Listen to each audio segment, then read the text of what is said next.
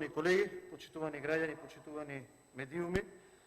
целта на овој закон е решавање на суштински проблеми на воениот и цивилниот персонал во армијата на Република Македонија,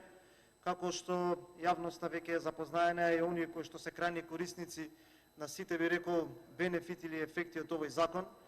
ВМРО ДПМН поднесе амандмани на текстот, на предлог текстот законот кој што го предложи мнозинството, но потоа поднесе исто така нов предлог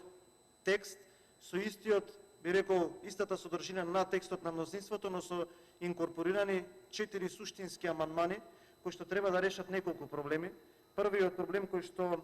треба вака да се реши е за да може да се оствари право на пензија со 40 години стаж или 55 години старост. Вториот е да се изврши нивелирање на пензиите на воениот и на цивилниот персонал на армијата на Република Македонија кои што служеле во армијата од 90-тите години, од зачетокот на самостојна армија на Република Македонија до денот на стапување на сила на овој закон. Понатака има еден спорен член 89А кој што е против членот 20 на Уставот на Република Македонија и доколку предлог законското решение се донесе како што предлага мнозинството, тој закон е противуставен, како и спорниот член за унапредување на офицерите. Ние предлагаме со ова законско решение кое што би било ефектуирано и би било донесено